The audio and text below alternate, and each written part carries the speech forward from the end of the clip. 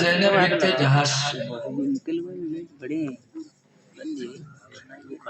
حضور صلی اللہ علیہ وسلم نے زینب بنت جہش کی شادی حضرت زید بن حارثہ سے لگایا۔ زید بن حارثہ کون تھے؟ نبی کے غلام۔ اور زینب بنت جہش آزاد گھرانے کی لڑکی تھی۔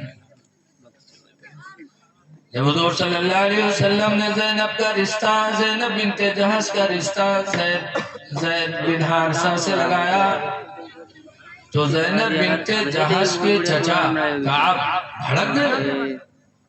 یہ ایسا کیسے ہو سکتا ہے کہ زید بن حارثہ غلام اور میری بھتیجی آزاد گھر کی اور خوبصورت زید بن حارثہ کے ساتھ نکاح؟ ایسا نہیں۔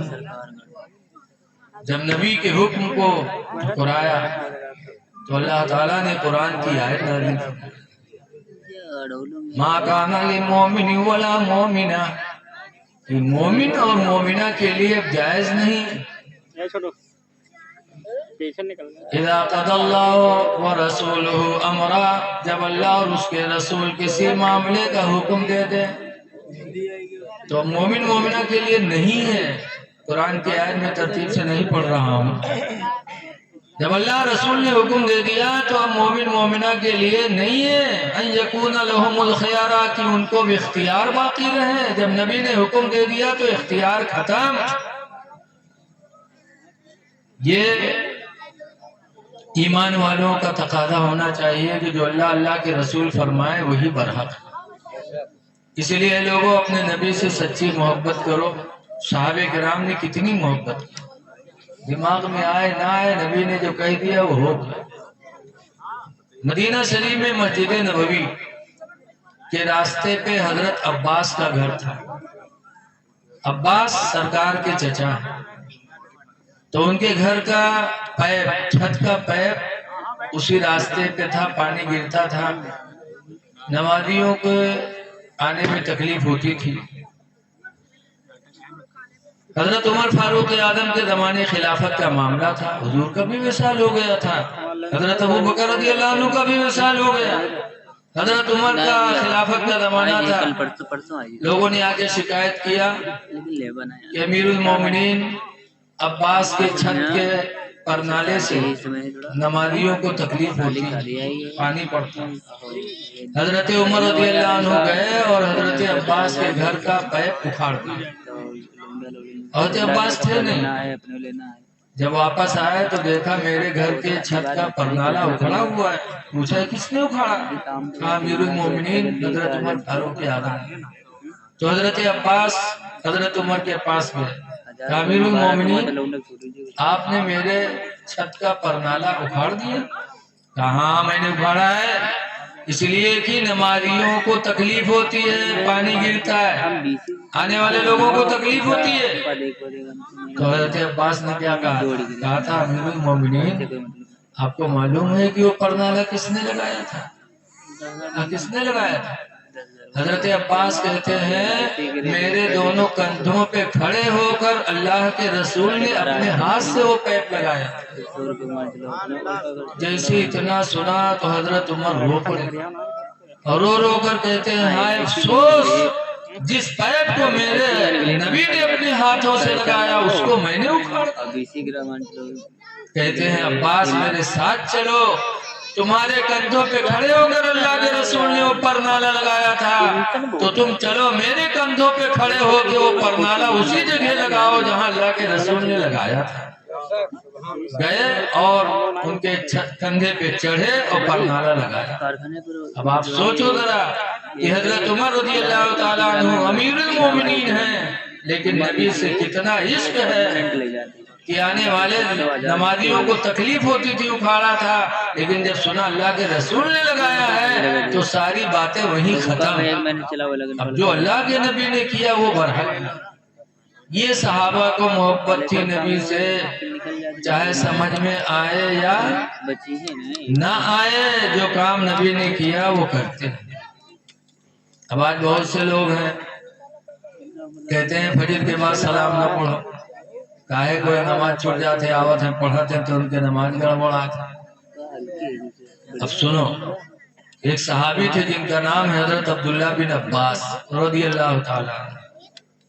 ان کے آنکھوں میں موتیا بند کی بیماری ہو گئی، آنکھوں کی روشنی چلی گئی، تو انہوں نے ایک نوکر رکھا تاکہ مجھے مسجد میں لے جائے، جماعت سے نماز پڑھا کے پھر مجھے میرے گھر لا کے چھوڑ دے، جبکہ نابینا پر جماعت واجب نہیں ہے، لیکن صحابہ کو نماز با جماعت سے کتنا شوق تھا۔ نابینا ہونے کے باوجود نوکر رکھا، وہ نوکر حضرت عبداللہ بن عباس کو مسجد نبوی لے جاتا تھا، لاتا تھا۔ ایک دن اذان ہوئی، وہ نوکر نہیں آیا، حضرت عبداللہ بن عباس انتظار کرتے رہے، یہاں تک کہ مسجد نبوی میں جماعت ختم ہو گئی۔ کیسے ختم ہو گئی؟ حدیث پاک میں عبداللہ بن عباس قال قال حضرت عبداللہ بن عباس قال يعرف قضاء صلاة رسول الله صلى الله عليه وسلم بالتكبير او بالتهليل او بالتسبيح، کہ حضور صلی اللہ علیہ وسلم کی نماز کی ختمی پہچان لی جاتی تھی۔ کیسے؟ جب سلام پھیرتے تھے تو بلند آواز سے صحابہ حضور اللہ اکبر کہتے، کبھی لا الہ الا اللہ کہتے، کبھی سبحان اللہ کہتے۔ نماز با جماعت کے بعد اتنی زور سے ذکر ہوتا کہ مسجد نبوی گونج جاتی اور پڑوسیوں کو پتہ چل جاتا کہ جماعت ختم ہو۔ اب بتاؤ، اگر نماز فجر کے بعد ذکر بالجہر یعنی بلند آواز سے ذکر کرنا اگر ناجائز ہوتا تو حضور اور حضور کے صحابہ کیوں کرتے؟ نماز ختم ہو گئی، سنا کہ میری جماعت چھوٹ گئی، تو حضرت عبداللہ بن عباس رضی اللہ تعالیٰ عنہ روئے اور رو کر کے ماں کے پاس گئے، کہنے لگے میری ماں نوکر نہیں آیا، میری نماز با جماعت چھوٹ گئی، اے میری ماں لے چلو میری آنکھوں کا علاج کرا دو تاکہ نوکر کا انتظار نہ رہے، اللہ میری آنکھوں میں روشنی دے دے تاکہ وقت پر میں مسجد میں چلا جاؤں۔ کیسے صحابہ تھے کہ نماز با جماعت کے لیے آنکھوں کا علاج کرا رہے۔ ماں لے کے گئی، ڈاکٹر نے دیکھا تو کہا کہ آپریشن کرنا پڑے گا، 15 دن تک لیٹنا پڑے گا بستر۔ تو ہم لوگ ہوئے تو کھیتی دکان سوچتے۔ حضرت عبداللہ بن عباس نے جب سنا تو کہا وہ نماز، جب سنا 15 دن لیٹنا پڑے گا تو کہا نماز، کہا 15 دن تک نہیں پڑھ سکتا، کہا نہیں اور کوئی صورت ہو بتاؤ کہ میری نماز بھی نہ چھوٹے اور میری آنکھوں کا علاج ہو جائے۔ ڈاکٹر نے کہا اس کے علاوہ کوئی صورت نہیں۔ تو حضرت عبداللہ بن عباس نے کہا تھا سنو، میں اندھا ہو کر کے زندگی گزار سکتا ہوں، لیکن ایک وقت کی نماز کیا ایک وقت کی جماعت بھی میں چھوڑنے کے لیے تیار نہیں ہوں۔ میں نابینا رہوں زندگی بھر یہ تو گوارا ہے، لیکن میری نماز جماعت کی چھوٹ جائے مجھے گوارا نہیں۔ لوٹ آئے، آنے کے بعد نماز پڑھتے ہی تھے، اب جاتے ہیں نماز کے بعد دعا مانگتے ہیں۔ اللہ جو خوب جانتا ہے کہ نماز با جماعت کی محبت میں میں نے آنکھوں کا علاج چھوڑا، الہی نماز کی برکت سے میرے آنکھوں کی گئی ہوئی روشنی واپس فرما دے۔ تاریخ میں ہے کہ حضرت عبداللہ بن عباس نے اس طرح رو رو کے دعائیں مانگی تو ڈاکٹر نے 15 دن کے لیے کہا تھا، لیکن 6 دن کے بعد اللہ نے نماز کے وسیلے سے ان کی آنکھوں میں ایسی روشنی پیدا فرمائی کہ فرماتے ہیں پہلے اتنی روشنی نہیں تھی جتنی روشنی اللہ نے نماز کے وسیلے سے اب عطا فرما دیا۔ اور فرماتے عبداللہ بن عباس کی جب تک دنیا میں زندہ رہا کبھی میری آنکھوں کی روشنی گھٹی نہیں۔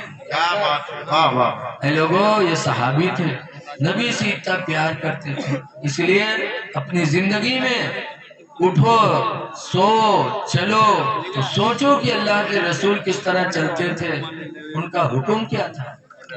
آج ہم چلتے ہیں تو ادھر ادھر دوسرا کا گھر دیکھتے، دوسری کی ماں بہن پر نگاہیں اٹھاتے۔ حضرت علی شیر خدا رضی اللہ تعالیٰ عنہ ایک دن جا رہے تھے، گرجا گھر پڑا۔ گرجا گھر یہودیوں کا عبادت خانہ تھا، وہاں کے امام یعنی پادری نے دیکھا حضرت علی شیر خدا کو اور ان کے ساتھیوں کو کیسے نگاہ نیچے کیے جا رہے ہیں، تو وہ پادری آیا قریب میں، کہا آپ کون ہیں؟ آپ کوئی نبی ہیں؟ کہا نہیں۔ کہا کوئی فرشتہ ہے؟ کہا نہیں. کہا کون ہے آپ؟ تو کہا ہم اپنے نبی کے داماد ہیں. پوچھا کہ آپ چل رہے ہو تو آپ کی نگاہیں ادھر ادھر نہیں پڑتی، آپ بالکل نیچے دیکھ کے جا رہے ہو، ایسا کیوں؟ تب حضرت علی نے فرمایا نیچے کیوں نہ دیکھوں، جس نبی پر میں ایمان لایا ہوں اس نبی پر قرآن نازل ہوا، اور اسی قرآن میں اللہ نے فرمایا قُلْ لِلْمُؤْمِنِينَ يَغُضُّوا مِنْ أَبْصَارِهِمْ، اے نبی تم مومنوں سے کہہ دو کہ چلا کرے تو اپنی نگاہوں کو نیچی کر کے چلا کرے. سبحان اللہ سبحان اللہ. قرآن کا حکم ہے کہ مسلمان چلے تو نگاہ نیچی کر کے چلے، کسی کے اوپر نگاہیں نہ ڈالے. تب وہ پادری کہتا ہے علی جس قرآن کا یہ حکم ہو، جس اسلام کا یہ مزاج ہو کہ آدمی کسی پر نگاہ نہ ڈالے، نیچی نگاہ کر کے چلے، خدا کی قسم ایسا اسلام کبھی جھوٹا نہیں ہو سکتا. فوراً وہ گرجا گھر کا پادری کلمہ پڑھا لا الہ الا اللہ محمد رسول اللہ صلی اللہ علیہ وسلم. اسلام کا ایک حکم سن کر اس کی دل کی دنیا بدل گئی. کیا بات ہے. اور آج ہم مسلمان ہیں صبح شام قرآن پڑھتے ہیں، ہمارے اوپر کوئی اثر نہیں پڑتا. ہاں تو دیکھیے تو چلیے رستہ یا ہر بار دیکھیے چاہے آگے گڑھا گر جائے، بہت سے موٹر سائیکل والے یہی گرا چلیے یار دیکھیے ادھر. اے لوگوں اپنے نصیب پہ ناز کرو کہ اللہ تعالیٰ نے ہمیں تمہیں مذہب اسلام عطا فرمایا. تو اس پرفتن دور میں ہم کو آپ کو چاہیے کہ اللہ کا شکر ادا کریں، نمازوں کی پابندی کریں، اور اللہ مال دے تو اللہ کے نام پر مال کو بھی خرچ کریں. خرچ کرو. حدیث پاک میں نبی بکر صدیق قال قال رسول اللہ، حضرت ابو بکر صدیق سے روایت ہے، فرماتے اللہ کے رسول نے ارشاد فرمایا لا يدخل الجنہ، حضور فرماتے جنت میں داخل نہیں ہوگا کون؟ الخب والبخیل، دھوکہ دینے والا اور بخیلی کرنے والا. جو کسی کو دھوکہ دے گا دنیا میں وہ جنت سے محروم رہے گا. اور میرے نبی نے جو کہا وہ کر کے دکھایا نہیں. ایک مرتبہ رسول اللہ صلی اللہ علیہ وسلم سے ایک عربی نے چادر خریدی اور حضور کو پیسہ دیا. جب پیسہ دینے لگا تو پیسے کچھ کم پڑ گئے. اور وہ ہے کون؟ حضرت ابو الحمصہ، ایک صحابی ہے ابو الحمصہ رضی اللہ عنہ. فرماتے میں نے سرکار سے چادر مبارک خریدی اور پیسہ دیا تو کچھ کم پڑ گیا، تو میں نے کہا کہ رکیے اور میں گھر سے لا رہا ہوں. حضور رک گئے، میں گھر آیا اور گھر آنے کے بعد میں بھول گیا. ایک دن گزرا، 2 دن گزرا، 3 دن گزرا. 3 دن کے بعد یاد آیا کہ ہم تو اللہ کے رسول سے کہہ کے آئے تھے کہ آپ رکیے میں پیسہ لا رہا ہوں، اور 3 دن ہو گیا. تو پیسہ لے کے بھگے جلدی سے، اور جب گئے تو دیکھا تو سرکار کو اسی جگہ کھڑا پایا جہاں سرکار نے فرمایا. اسی جگہ سرکار کھڑے ہیں. ابو الحمصہ فرماتے ہیں میں بہت شرمندہ ہوں. اللہ کے رسول صلی اللہ علیہ وسلم سے عرض کیا اللہ کے رسول میں بھول گیا تھا. حضور نے ابو الحمصہ کو ڈانٹا نہیں، نہ برا بھلا کہا، بلکہ فرمایا ابو الحمصہ 3 دن سے میں اسی جگہ تمہارا کھڑا انتظار کر رہا ہوں کیونکہ میں تم سے وعدہ کر چکا تھا. جی اسی جگہ رہے، 3 دن سے کھڑے رہے. یہ سرکار نے فرمایا وعدہ پورا کرو، مومن کا کام ہے جو کسی سے وعدہ کرے وہ پورا کرے. لیکن آج دیکھا جاتا ہے کوئی لڑائی جھگڑا چلی تو اسے کہیں جا تو مار ہم پیچھے سے آئی تھی تو وہ پٹھے دیں وہ ادھمارا ہو جو اپنا کہیں وہ لے کے نکل گئے. دھوکہ مت دو کسی. ایسے کسی کی شادی بیاہ ہے کسی سے وعدہ کر لو کہ ٹھیک ہے تاریخ لو ہم تمہاری مدد کریں گے اور اس کے بعد تم پیچھے ہو جاؤ تو یہ دھوکہ ہے. دھوکہ دینے والا جنت میں نہیں جائے گا. والبخیل، اور بخیل بھی جنت میں نہیں جائے گا. اس لیے اللہ مال دے تو اپنے مال کو اللہ کے نام پر خرچ کیا کرو. سب سے پہلے اپنے ماں باپ پر خرچ کرو، اپنی اولادوں پہ خرچ کرو. حدیث پاک میں ہے جو اپنے بچوں پر جتنا کشادہ دلی سے خرچ کرے گا اللہ تعالیٰ ویسے ہی اپنی رحمت کا دروازہ اس کے لیے کھول دے گا۔ کیا بات ہے، اپنے بچوں کو اچھا کپڑا پہناؤ، اچھا کھانا کھلاؤ، اچھی تعلیم دو، خرچ کرو۔ اللہ دولت دے تو اپنے مال کی زکات۔ آج ہمارے مدرسے کمزور ہیں۔ حدیث پاک میں حضور نے فرمایا جو کسی طالب علم کو ایک قلم خرید کے دے دے گا تو اللہ تعالیٰ اسے بہت پہاڑ کے برابر سونا خرچ کرنے کا ثواب عطا فرمائے۔ سبحان اللہ۔ آج ہم مدارس سے پیچھے ہیں۔ ہمارے ایک دوست ہے مولانا مسعود احمد برکاتی مبارک پوری، امریکہ میں وہ پہلے پڑھاتے تھے 10 سال۔ جس مدرسے میں پڑھاتے تھے تو اس مدرسے کی نالی گندی ہو گئی، بھر گئی، تو نگر پالکا کے درخواست دیا ادھکاری کو کہ ہمارے مدرسے کی نالی بھر گئی ہے، صفائی کروا دیجیے۔ ادھکاری نے فائل بھر لی۔ مولانا صاحب سوچیں کہ 2-4 دن میں آئی ہے، لیکن جب صبح اٹھے فجر کی نماز پڑھنے کے لیے تو دیکھا نالی صاف تھی، تو تعجب ہوا کہ ارے کل ہی درخواست دیا اور رات نہیں گزری کہ نالی صاف ہو گئی۔ تو گئے نگر پالکا شکریہ پیش کرنے کے لیے، تو وہاں گئے کہنے لگے دیکھیے خطیب الہند نعرہ تکبیر، نعرہ رسالت، مسلک اعلیٰ حضرت شاعر ہندوستان عمر حشمتی صاحب اللہ، نعرہ تکبیر، نعرہ رسالت، فیضان اولیاء کرام، فیضان غوث اعظم میرے خواجہ کا ہندوستان، نعرہ تکبیر، نعرہ رسالت۔ آپ دیکھ رہے ہیں ممبر رسول پر جلوہ گر شاعر ہندوستان حضرت حافظ و قاری عمر حشمتی صاحب قبلہ آپ کی نگاہوں کے سامنے جلوہ گر ہو چکے ہیں۔ تو حضرت گئے نگر پالکا ادھکاری کا شکریہ پیش کرنے کے لیے، وہاں گئے، کہا صاحب کل ہی درخواست دیا اور رات ہی میں نالی صاف ہو گئی، ہم لوگ سمجھتے تھے ہفتہ کھان لگے گا۔ تب ادھکاری نے کہا امریکہ جیسی سرزمین پہ کیسے لوگ ہیں؟ ادھکاری نے کہا کہ آپ نے درخواست دیا تو میں نے سوچا میں اس کو آگے بڑھاؤں گا، پھر وہاں سے آگے بڑھے گی تو 2-4 دن کارروائی میں لگ جائیں گے، اور مدرسے کا معاملہ تھا تو اس لیے رات میں خود ہی میں نے جا کے اپنے ہاتھ سے صاف کر اور کرو کہ امریکہ جیسی سرزمین پر کیسے اسلام کے ماننے والے لوگ۔ کہا میں ہی رات میں جا کے صاف کر دیا، اگر میں اصول کے مطابق کرواتا تو ہفتہ کھان لگ جاتا، اور وہ رسول اللہ کا گھر ہے، اس کی خدمت کرنا ہم سب کا فریضہ ہے۔ آج مسجد میں جائیں تو کہیں امام صاحب یہ لوٹا ہیا کہے کہا، امام صاحب یہاں جھاڑو نہیں لاگے، ارے کتنے بد نصیب ہو گئے۔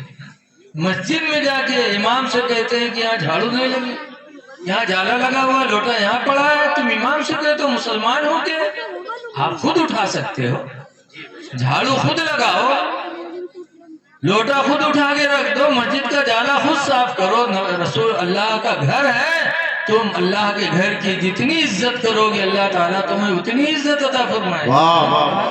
ایک امریکہ جیسے سرزمین پہ مدرسے کی اتنی اہمیت، اور آج ہم ہیں کہ اپنے امام کو تکلیف پہنچاتے ہیں، امام کو رکھا جاتا ہے جھاڑو دینے کے لیے، ہاں امام لگا دے اپنی مرضی سے تو اللہ اس کو ثواب عطا فرمائے۔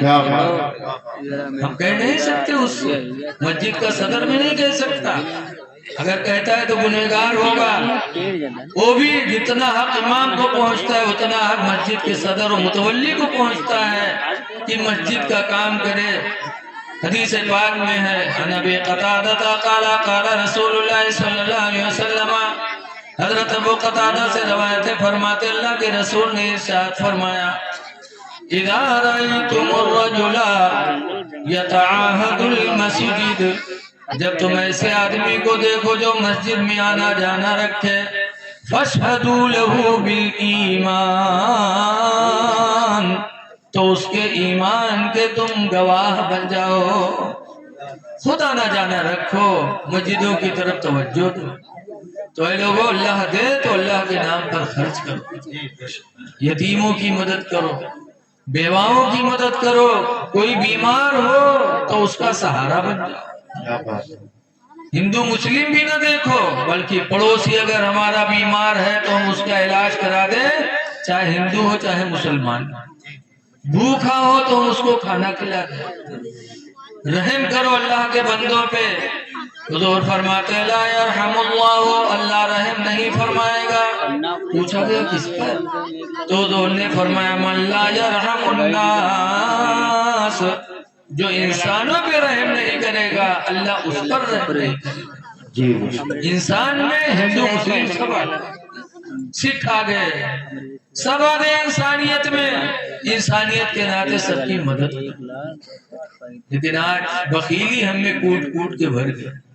ہم اپنے مال کا 40واں حصہ بھی نہیں نکال پاتے.